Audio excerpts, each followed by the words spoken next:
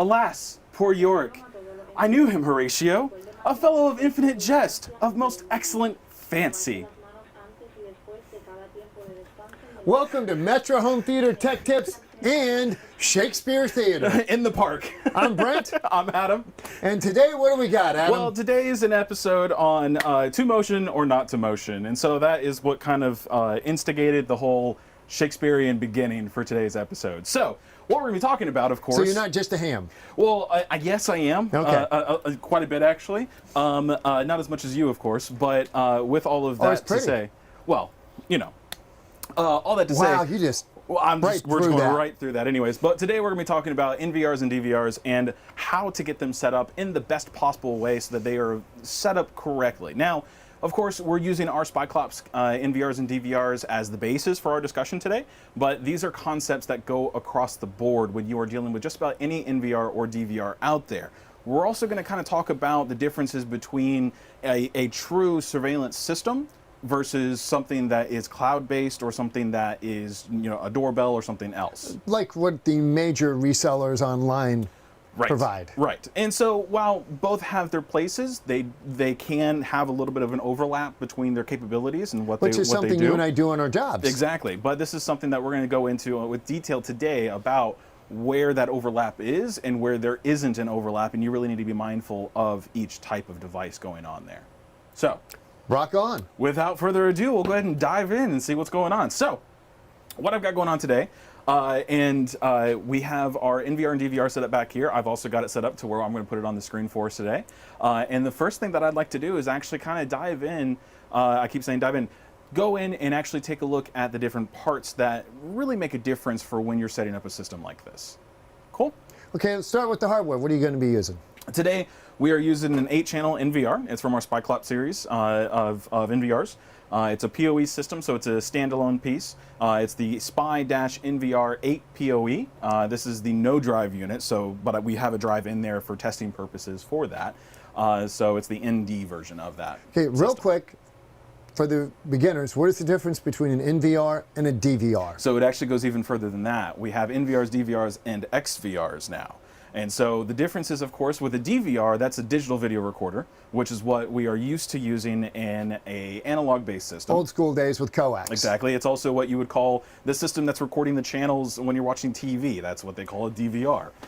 Which creates interesting confusion on tech calls. Which is interesting because also when you have, yes, of course, because when people call in and say, I got a DVR, well, what kind of DVR? Are we talking surveillance DVR or cable DVR? And that's a very good point to make sure that we understand. So before I go too far, thank you everybody for checking in with us today. If you are checking out on the live stream, of course, if you have any questions about what we're talking about today or comments or stories or whatever else it is that you're dealing with, please put that information down in the chat. We're happy to talk about it today while we're on the show. If it has nothing to do with what we're talking about on the show, we still want to hear from you and hear about it. So still put that down in the chat. If you are checking in after the fact, after we have recorded this and just uploaded it, please put your comments and questions down in the comment section. And because we do check those daily to make sure that we keep up to date with you out in the field. As always, please subscribe, like, check on us, ring the little bell. Yep. Instagram, Facebook, yep, and Twitter. Yep. Twitter, not Twitter. Twitter. Yes. And don't forget, we're looking for 1,000 subscribers. Yep, we're getting closer. We're getting closer. So thank you everybody who has subscribed recently. If you're coming in as a new subscriber, thank you so very much. And there's not even a $5 charge, but you're welcome to send it. Yeah, exactly.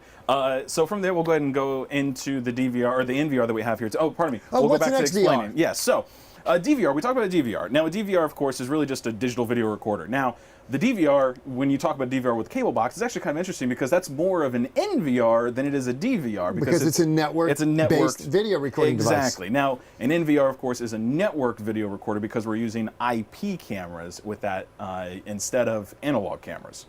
Now, from there, we have XVRs. Now, XVRs are pretty straightforward. They are the hybrids. They do both the analog cameras and the IP cameras. So they'll have an analog hookup on the back of them, but they will also accept the IP cameras as well. A great transition from old school jobs into new school jobs without replacing everything on the job out of the gate. Exactly. Now, we talked about these things on a previous episode when we talked about the best layouts and ways to lay out a surveillance system before. Go back and check that video out. We'll make sure to put that information in the description after the live stream today. There's also an excellent new video that should be coming up this week on network setup and getting your proper addressing. That is correct, yeah. So with the NVRs, when you have an IP camera-based system, we'll be releasing another video to actually help with getting cameras set up on the network and making sure your network is designed in a way for that as well. So let's get on to motion. Biggest differences between everything. So let's get on to our motion or not to motion. Yeah, exactly. So what I'm going to do, and I'm going to make sure I get this set up here correctly, I'm actually going to put on, we'll go over here to this button here, and we'll go 3 and 8, make sure that goes up correctly. There you are. And we'll do this, and ta-da! So we are now in picture-in-picture, and of course you can see the on-screen navigator of what's going on there. So what we're going to do, the first thing that I want to show everybody here, of course, when you are dealing with an NVR, these are very basic concepts. I do have a question real quick. Yes. What is the resolution of this NVR? This one is capable of 1080p. Okay. So we have a 4K model, which can go up to, of course, a 4K 60 image. But this is a 1080p model. With our broadcast equipment, we're doing 1080p, so we went with the 1080p model to ensure everything worked. Cool? Which is a good safe thing. By the way, when you're doing any kind of connectivity between an NVR, DVR, and XVR into distribution system, we highly recommend that you use our... The EDID blocker? The EDID blocker. I don't have one. Do I have one back there? there? Which looks exactly like this, except yellow instead of blue. Right. And we're using it on here because that's what it takes to make it work correctly with the broadcast system. Right. Now, the first thing that I want to talk about is actually interesting. What you'll notice here, of course, is that this camera keeps, camera right over there, it keeps coming on. Which camera? Over there somewhere. It keeps coming on and going off. Now, the reason for that is, on our network, I have multiple NVRs for troubleshooting, for testing, and for bringing on new product. And so because of that, I have multiple NVRs looking at singular cameras. And so what is happening is that one camera is being requested too many times from too many NVRs, and so that's why it's going on and off. But we'll deal with that here in a little bit. So what the cool thing about that, though, is you can actually have multiple NVRs on a single network looking at a single camera. So not very many applications for that in many places, but it is a possibility. Let's say, for instance, you have 16 cameras, and those are the primary cameras that you are recording for that. You can have an NVR dedicated to that. Then what you can do is you can take a secondary NVR that's just for the video. Let's say you want to have the people who are working there be able to see the cameras. You can have a secondary one that to only look at specific cameras that are publicly accessible. Exactly. The rest of them, of course, maybe like a hidden camera or something else like that. So, which is important in corporate security. Exactly. So with that said, we're going to go ahead and jump in here. So we're going to go in and I'm going to talk about a couple things here in the general setup before we go too far. Now, one of the things that Brent and I deal with on a daily basis is tech support calls about HDMI and surveillance systems. Now, just like he was talking about, of course, we have surveillance systems going into matrices. We have surveillance systems going into splitters, AVRs. extenders, AVRs. And when we run into those problems, there's a couple things that we always want to make sure of first and foremost. One is going to be the resolution of the screen. Now, again, I'm using our Spyclops camera systems as a way to get the point across to you. However, these are basic concepts that work across the board for just about any NVR or DVR that's out there, or XVR now. So definitely keep those in mind for that. So when we are looking CMS. at this, yes, exactly. Now, CMS software, of course, would be based on a PC-based system. But it still has resolution. Exactly. So these are still things to keep in mind. What we want to make sure of is that we have their output resolution set to something that is going to be usable by everything that it's connected to. So if you have a TV that's set to 720p, but you have another one off of a splitter that's a 1080p, if you set it to a 1080p resolution, you will not get the image on that other TV. Unless you're using our multi-port splitter with the built-in scaler. Yes, and so that's also another piece as well to keep in mind. But again, using the EDID blocker, we're ensuring that we don't have any crosstalk or conflicts on that to make sure that we get the image out there to both TVs. Now, so in that space, what we would do is we would make sure that, of course, we have this set to a 720p resolution, which on this NVR does not have. But, and of course, if you have two 1080p TVs or 4K TVs, let's say you have a 4K NVR, if you have it set to 4K, the 1080p will not be able to view that, of course, unless you have the scaling splitters. So, First and foremost, make sure your resolution is set correctly. So I've already done that to 1080p at 60 frames per second, so I'm going to leave that alone. Now, one of the other things that we need to look at, of course, with the NVR is very straightforward. How many cameras are you going to have on there? Are you going to have all of the cameras on the system with, are you going to have 8 cameras taking up the entire capability of it? Or are you only going to be doing a few cameras at once? So you can use that, of course, to say how many cameras we want on the screen. Now, again, we're going into some of the basics of this, but these are things that people need to understand that's capable of these systems, of what they are capable of. So, of course, if you only have 4 cameras on an 8-camera system, don't give them all 8 channels. Give them just the 4, so that way it's obviously a nice congregate view. the cameras on the first 4 channels. Exactly. So, one of the other important things, Brent, security. Put Passwords. a password on your NVR or DVR. This is not something that we take lightly. This is something that we recommend to everyone that calls into us for tech support. When you are doing any kind of installation, put a password on the system. It's to ensure not only that the people who are there using the system have access to it, or the correct people have access to it, but it's also because these systems are now on the internet. They now use cloud services in order for you to view them remotely. And if you don't have a password protection on there, that's one extra area that's open for And the vast majority of these products, regardless of who the manufacturer is or the reseller is, use the same default passwords. Right. For both the user and the password. And it's typically the same words across all brands. And particularly in the early days, we ran across people that were doing scanning, finding these things, and they were locking machines up without new passwords. Yeah, sometimes you have just generic passwords of password or admin or 12345 or something like that. And so it's important to change that default password away from that to something else. Come up with anything that's other than the default is going to be better than nothing. So definitely change the passwords, get those set up so that you don't have to deal with those. Don't make it admin-1. Do something a little bit more, and personal or something. 1, 2, 3, 4. That will get you into the oxygen zone of the planet Druidia. Sure. I get that reference. There's a couple other things that we want to talk about as well. Of course, the next thing we'll talk about is system maintenance. Now, of course, on our system here, it's actually labeled system maintenance. However, it does change. What you can have, of course, it may be something like auto reboot. It may be an auto cycle. It may be health. It may be whatever it may be. But what this does is it's very straightforward. You can set a schedule for when the NVR and DVR will reboot. What? Wait.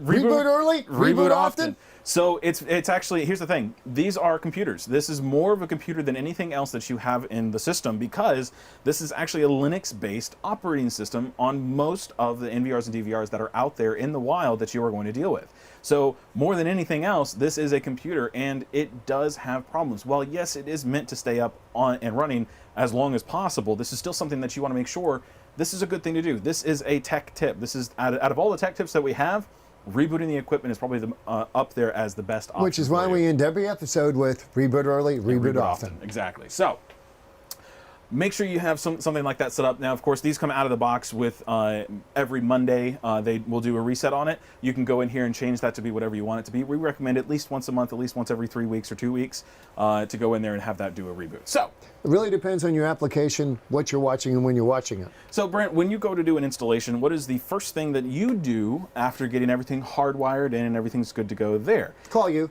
Of course. Just a minute, yeah. I want it to be done right. Yeah, let's get that out of the way. So the first thing that I do, of course, is I'll go ahead. Call him. Is I will do a firmware update. Now, here's the thing. As much as we possibly can, we like to ensure that we have the newest firmware update on our NVRs and DVRs before they leave our warehouse to go to you, the installer. However, things happen quickly, and so there may be a new firmware update that gets particularly released. when iOS or Android updates their firmware. Exactly. And so it's good practice to go ahead and do a firmware update on the NVR and DVR. You can even do it at the office before you go to do the installation, Which or is you can best do it on because site. you're not wasting time. Exactly. And you hopefully have a fast connection at the office. Exactly. Now, with that being said, of course, good practice, bring a laptop with you. Bring a USB stick with you. You should have, as an installer, you should have a back. Hey, that should go on our list, right, for our for the episode. you should have a backpack that has your a laptop of some kind, preferably something with a little bit newer than Windows 7. But if it's Windows 7, that's perfectly fine. Have a USB thumbstick on it. Listen, Windows 7 was very stable, and so at that point, it's still something that's viable, even though they've dropped support for it. But that's another matter entirely. Also, please have a computer monitor with you in your vehicle, because a lot of guys will go to set these up on a job site where they're using a remote monitor. Yep. And it's really hard to remote when you got to have the mouse at the unit and the monitor's in another room. Exactly. Yeah. So and you can't do this from your iPad or. Exactly. So those are good things to have for those types of setups. Bring an extra monitor with you. Bring a laptop with you, especially if you're doing anything that has to do with the network at all. Have a laptop with you on the truck. Yeah, remember, monitors are $15 at a thrift store now. Pretty much, yeah. So from there, we'll go ahead and jump into talking about the system upgrade. So like I said before, the first thing that I do after doing an installation, after I get everything hardwired in and make sure everything's working there, I will do a firmware update on most things to bring it up to the newest firmware. Now, this is after I've done research to find out if a firmware update has actually caused more damage, which unfortunately happens out in the wild. Thankfully, hasn't happened to our Spyclops systems. So with that said, if you get out in the field and you go online and check and see if there's a firmware update, you will want to do the firmware updates first. And for what it's worth, if you call Adam or Stuart, they will tell you the truth. If there's a problem, they'll say don't do it. Yeah, exactly. So give us a call. Let us know. Calls. Yeah, exactly. So, Leo, good question. He's asking if there is an IP interface instead of using a monitor with our Spyclops system. Our current Spyclops, Spyclops products. Thank you. No. Stay tuned. So Adam's got a lot of stuff up his sleeve. There's so many things that I wish I could share with everybody. That is wonderful stuff that we have coming over the horizon. So, but stay tuned. So yes. But we didn't say a thing. Yes, exactly. So definitely have a USB thumbstick with you. These do require a USB thumbstick to update. We do have a few models that you can do the firmware update through the web browser. That is a possibility. However, to do the initial setup of getting the cameras attached to the system or paired with the system, you do need to have a monitor in order to do that. So bring one with you. That's the best option for that. And since typically you are connecting to a network that's already in the house with the cameras, please have some kind of network search tool on your laptop. Yes, and actually we talked about that in the other episodes. One of my favorite things to have, of course, is the advanced IP scanner. That's my favorite network scanning tool for Windows. There is Angry IP Scanner, which is for Windows and Mac. Tends to be more my favorite and Fing. Yep, exactly. And of course Fing, F-I-N-G, which is a great tool to have because you can also get it on your tablet or your phone. Yep, exactly. I'm going to go ahead and get rid of that because that's starting to annoy me there. So yes, do a firmware update. Now, of course, you always want to find out what exactly you are doing with the NVR. So with the for the firmware update. So this is where you're going to go in and find out what the version is, of course, on the NVR. I'll use the mouse to show you exactly what we're talking about. This software version here. So this is, of course, for Spyclops systems, but this goes into effect with anybody else. Do a firmware update on them. Find out, is that firmware update good in order to do an update? These are concepts for you to use when you're out in the field using our product or somebody else's. These are good things to remember. Firmware updates, reboot early, reboot often. Things to think about is I'm a big fan of having a photo file for each of my clients. And this is a page. I don't care if it's an NVR, DVR, XVR, DirecTV, Apple TV, anything. Take a screenshot of this page. Yes. And you also want to take a screenshot of the network page. Yes, and actually we'll go there next. We'll talk about that. Because you want to know, if you get a call remotely, having just dealt with this recently at the owner's house when his laptop was not connecting to the internet. Yep.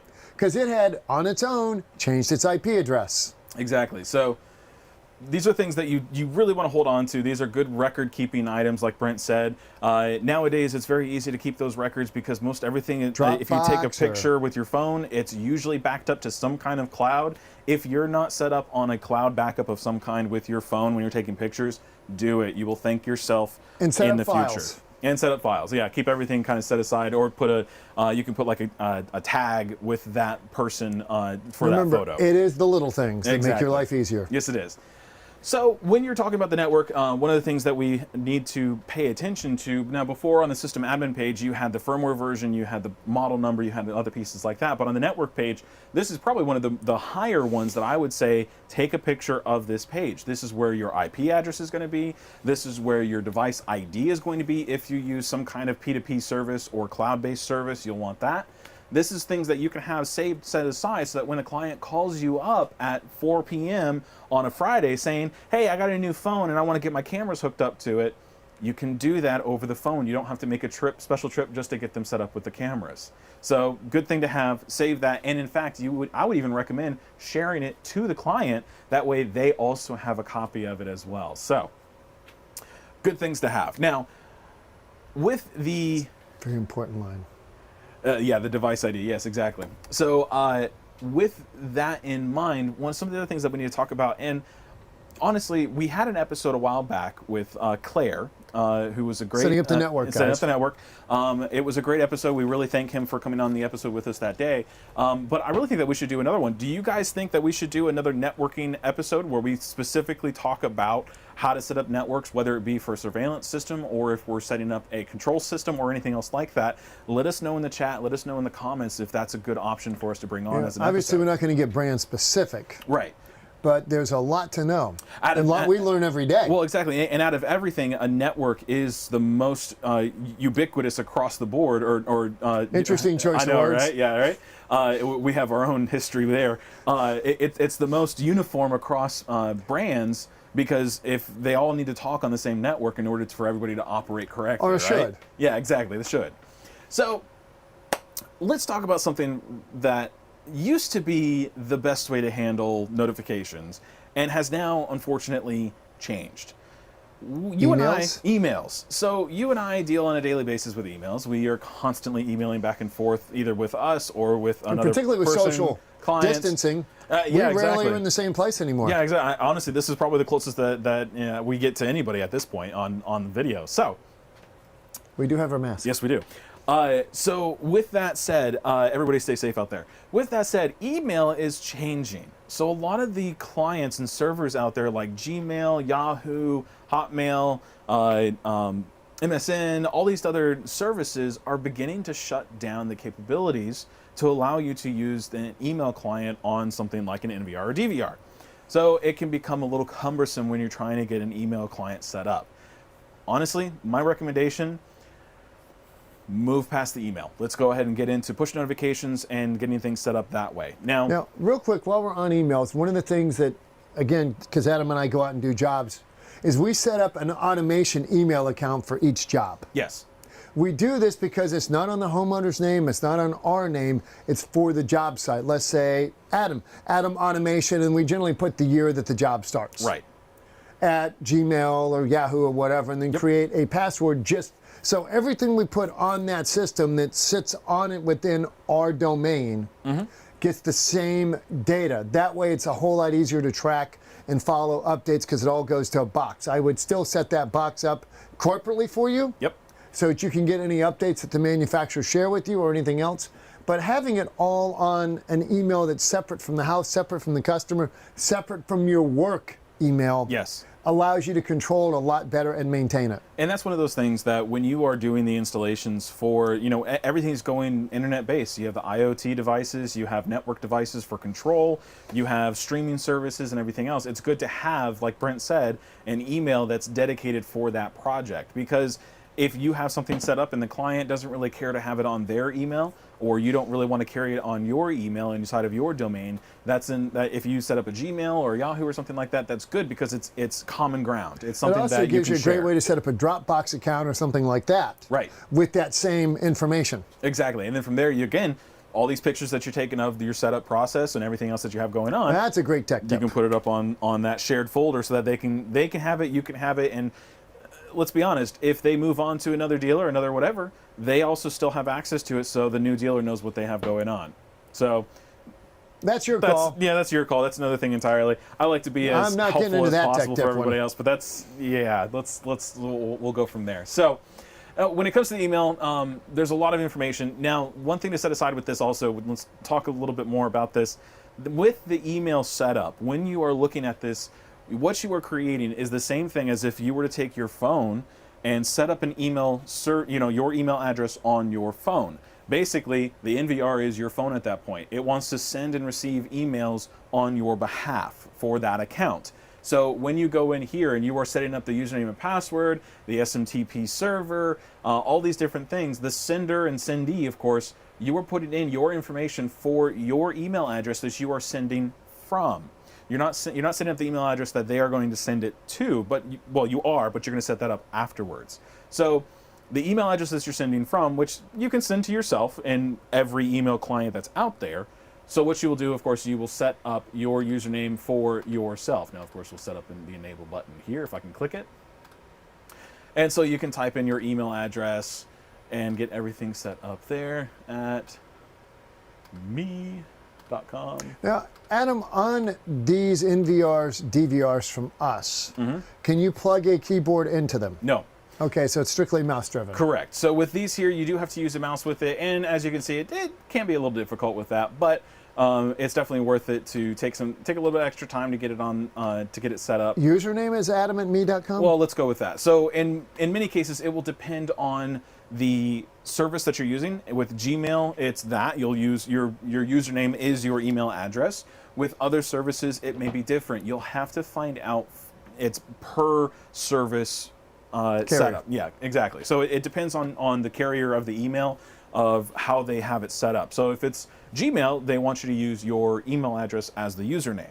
Now, of course, the sender is where it's coming from, which in this case, it's from your email address. Or the one you pick up for the job. Exactly. Which is a good reason to have a job one. Where you are sending it to, the sendee. You can put the same email address in there. Our system gives you the ability to put in multiple email addresses, so you can put in two, so you can have yourself and one extra person. Let's say you have an admin for the site, you can also send it to the admin as well as yourself or the client, however that plays out. So you can do that as well. But, so in this case, of course, you would type yourself in here as well. So, not to get caught too much here with the email stuff, we'll move on from here. But when email is the only option for you, go ahead and get it set up. It just may take a little bit more effort to get set up than, say, a cloud service like our Spyclops app. So it's available, it's there. It's just going to take a little bit more than what you may be used to getting set up with it as well. Now, one of the things to consider is setting up with your client if there's an event that you are also notified with the push. And this is between you and your client, because this is seriously a privacy issue, but it's a good service to offer them. Look, we want to know if there's a problem also. Yes. And it allows you to make sure that the health of the machine is being maintained as well. Exactly. So another thing that we should look at is dynamic DNS. Let's say you have a firewall system in place that the client has a very secure network system. You need to ensure that you have a way for them to remotely access that system. The best way to do that is to have a separate DNS service on another machine. Duck DNS, no IP, DIN DNS, there's so many different services out there. Personally, I recommend using a separate DNS client on a separate machine somewhere else on the network, because it's just running better. The NVR is doing everything that it's supposed to do by recording and playing back the information that's happening with all of the cameras coming into it. I don't recommend using the DNS service that's built into the unit. I really don't. And the reason for that is that it may not run as smoothly as it's supposed to. So it's having to do other things. Exactly. So I recommend something else, and plus then you have many more options out there. So like for instance, Duck DNS is a great service. It's actually the type of service that I use on many of my installations. User.ip? Yep, user.ip, many different options for that. So that's what I recommend with that. If you can put it on another machine, put it on another machine. If you can't, you still have the option in most NVRs and DVRs, you have the option to build it into the NVR and DVR here. Now, of course, if you have cloud service where you have a P2P option, do that. You can use the ID and go that direction instead. But if you don't, of course, use the dynamic DNS service of some kind. And that's another episode. By the way, this is something. Keep a copy of your username and your password. This is actually a really great space to use that email address that you're creating for that job. This is where you could create an email address specifically for that as well. And that becomes the username. Exactly. So, that's another, this is the dynamic DNS and how it works is actually another topic entirely that we should probably talk about on another networking episode. But the gist of it essentially is that the machine is now telling a DNS server of some kind what its WAN IP address is. It's outside IP address. That's all it really is doing. It's just saying my IP address for you to access this IP address here is this. Gives you a nice portal. Exactly. Now you still need to know what port you forwarded through, which again is a great topic to get into. If you guys think that we should talk about dynamic DNS, port forwarding, and other options like that, let us know down in the chat or the comments. Or of course you can contact us at our email addresses, which we'll put up on the screen here in a little bit. So from there, let's talk about the meat and potatoes of what our episode was about. To motion or not to motion. So here's the deal. We had a great episode talking about the differences between, I hit the wrong button.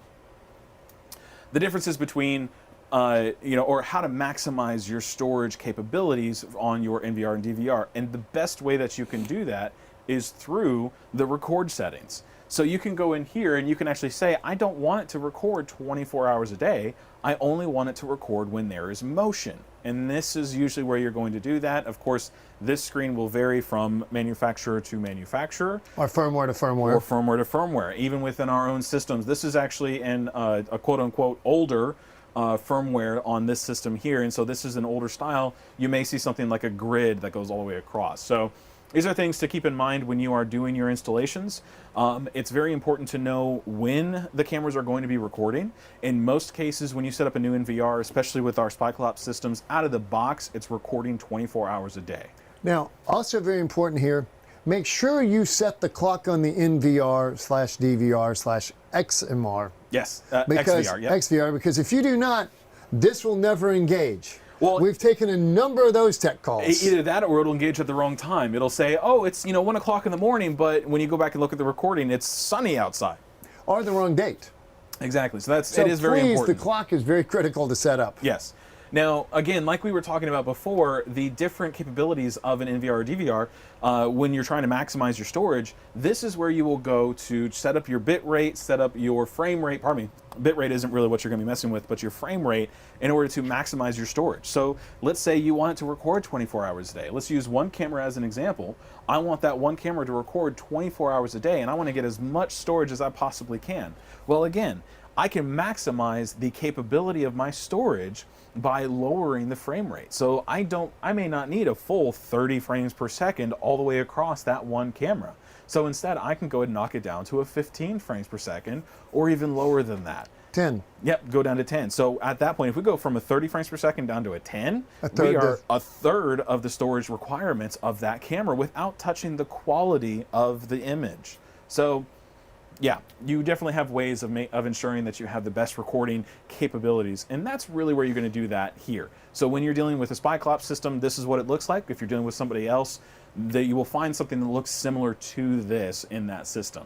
Now, please note also that it is per individual channel. Occasionally we will get the call where they set it up once and don't realize they have to do all the channels or copy to all. Exactly. Now, in most cases, you'll have a copy to button. This one does not. But what you are able to do at that point is actually kind of nice because you can say, I want this camera, which is the primary camera. Let's say it's at a store, it's viewing the front door. I want that camera to run at the highest frame rate, at the highest quality. It's taking the priority position. Then from there, the other cameras that are maybe in other parts of the store or out back, they can go to a lower frame rate in order to save storage from those cameras. So it's a good way of don't be like the video that we always see on TV. The bank's robbed and you can't even tell what color the guy is, what color his shirt is, how tall he is.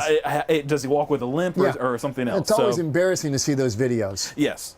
You can change the port, Leo. Yes, if you go onto the network system, or sorry, the network setup, if you go here to the web port, you can actually change that to something else. And on most systems, you can do that as well, even other manufacturers. So when you do port forwarding, that's the port that you have to be aware of, what number you have that set to. It's also important to know that web ports are used by other applications on other devices. Your PC will be using certain ports to do certain things. And if you pick a port that PC is using, you're going to mess it up, because when you come in and say, I'm trying to connect to the NVR at this port, the router is going to say, no, you're not. You're trying to talk to the computer, and it's going to send all that traffic to the computer. Computer is going to say, well, I don't know what the heck you are. I don't know what this is for, so I'm just going to dump the information, and you're going to get a failed connection. So one of the nice things on our NVR is it will do a decent check of your network. yeah, so the healthy network here, the network status on our systems, that will actually tell you whether or not it has a network connection. This does not tell you if you are connected to the internet. This is just telling you that, yes, I see the network, I'm getting an IP address, I see the router, decent bandwidth. we're good. Yeah, life is happy. Now, the device ID, that's where we have the online information. This is where it's saying, yes, I am connected to the server to give a cloud service. So, again, different manufacturers operate differently on how they do it. With ours, you will see those two things there as the connection capabilities. But, so some other things that we can look at here. Well, let's get back to the channel setup, because what we're talking about to motion or not motion, yes, this is what started this whole thing. So with the video detection, we are now looking at the video detection capabilities of NVRs and DVRs. Now, a couple things to talk about. With an NVR, or pardon me, let's talk about a DVR. The logic, the logic of a DVR that handles whether or not there's motion is handled by the DVR itself. It's not handled by the cameras unless it is a PIR camera, which then there'll be something else that's actually triggering a notification to the DVR. Usually it'll have some extra connection other than just the coax connection for that. Which in those cameras actually normally it will tie into a security system versus an NVR or DVR. But it all depends on how those are set up. With our systems, there is not a PIR in our analog cameras, so the motion detection is handled by the logic of the DVR itself. The benefit to this is that it's faster. In uniform. Exactly. So when a camera detects, or when a camera is seeing motion, pixels are changing, the DVR is saying pixels are changing over here, I'm going to start recording. When you do an NVR instead, what's happening is that the camera is doing the logic of I'm detecting motion. So when the camera says I'm detecting motion, it will put on it a flag of usually 1 through 5 or a certain percentage that will then tell the NVR I'm detecting motion with this percentage of change. And of course that comes down to how you set it up. How you set it up, how sensitive that motion detection is. Now the downfall to this, while it's nice because each camera is handling it on their own, the downfall is that there may be a very short amount of time where the NVR is not picking up that there is motion happening, so it doesn't record. So if a car is driving by or a person is running across the camera's viewpoint, a little bit closer so that it goes by pretty quickly, it may not pick up that anything happened. Or it may say, yeah, motion happened, so then it starts recording a split second after the person or the car has already gone across the camera, and now you're missing it. So in my recommendation, I like 24 hours a day recording, lower the frame rate on the cameras that you can lower the frame rate on, just to ensure that you have the best possible recording and capturing everything that needs to happen. Now, things are getting better. Again, stay tuned. Now, and when you're setting this up, whether it's a system like this or a cloud-based, it's interesting, people, when they tend to look at recording, they look at the world slightly oddly. Can you give me the overhead for a second? I sure can. So we're going to take an angle view of a camera. Now, we're going to say the camera is looking at this width. Sure. Here's the roadway in front of your house. And we want to see if a car goes by there. Mm-hmm. Now, typically what most people do is they're worried if the car's here. Mm-hmm. So they set the motion detection for right there. Right. Which is the mistake, because by the time it's detected it, it's already past it. So what you actually really want to do is set the motion detection on the fringe areas. Right.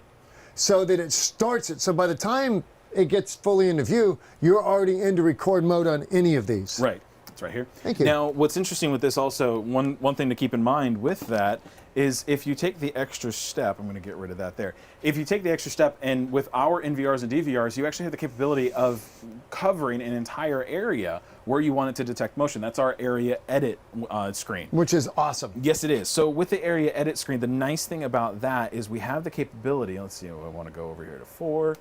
With the area edit, we have the capability of saying, you know, here's the road. We're going to clear all.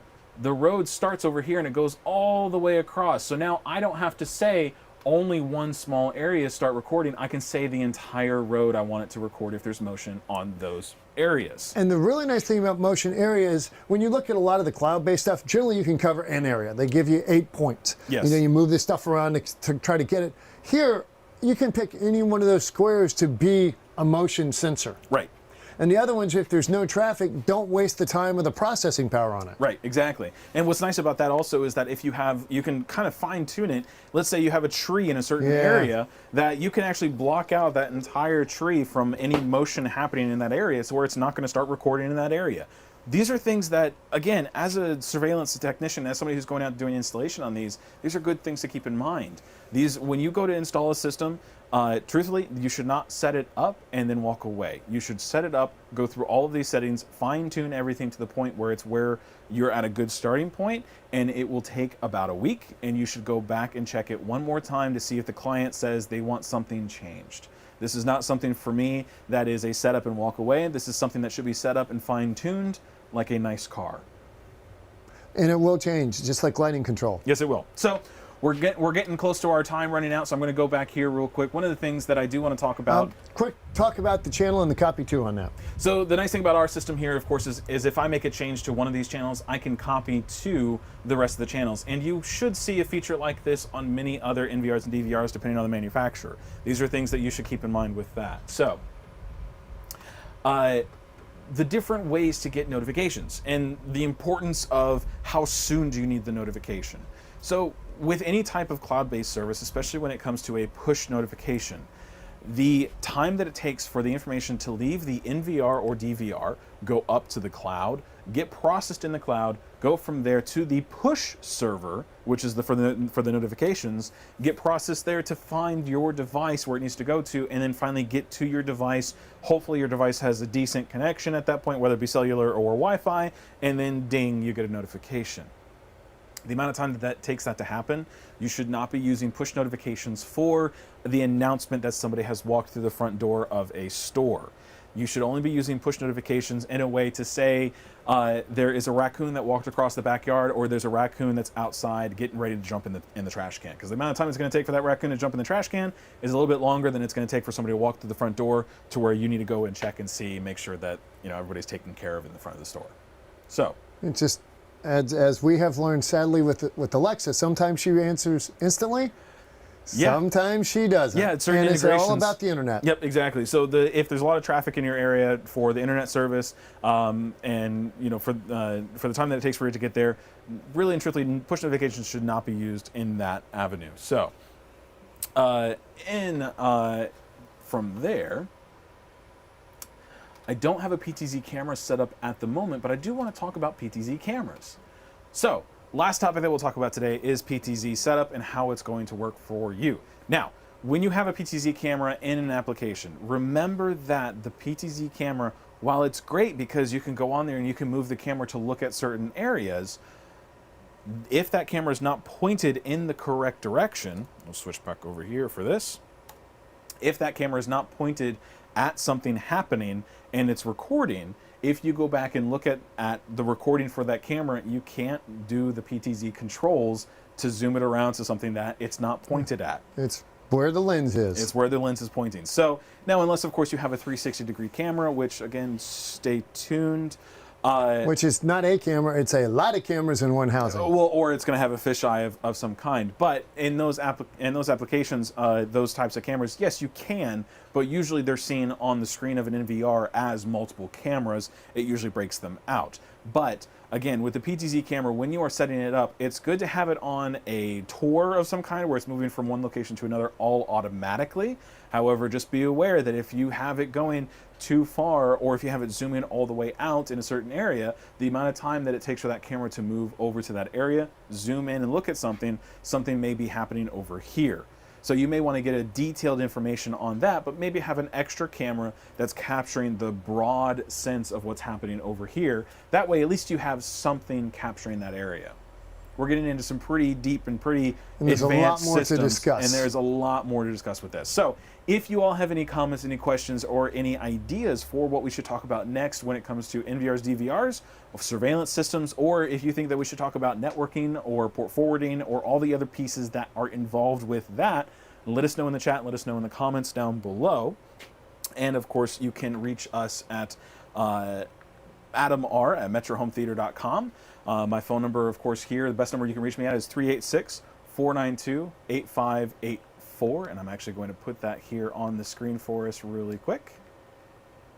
And then, of course, you can reach Brent at brentm@metrohometheater.com.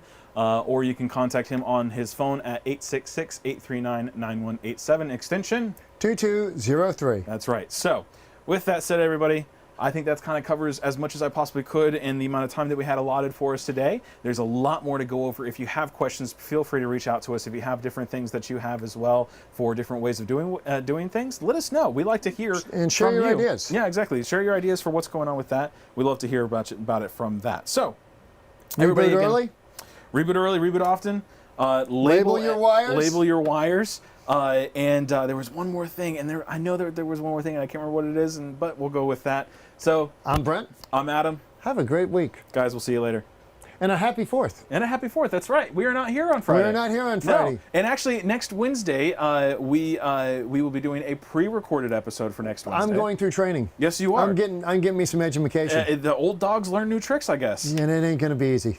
So check us out next Wednesday. It will be a pre-recorded episode. I will be in the chat. It will be, he'll be monitoring it, and I believe it is audio installation accessories. That's right. Yes, it is. So we'll be and talking there's a about lot of cool things there. Exactly. Getting the audio where you need it to go. So again, everybody, thank you for checking in with us. We'll see you next time. Have a good one. Thank you.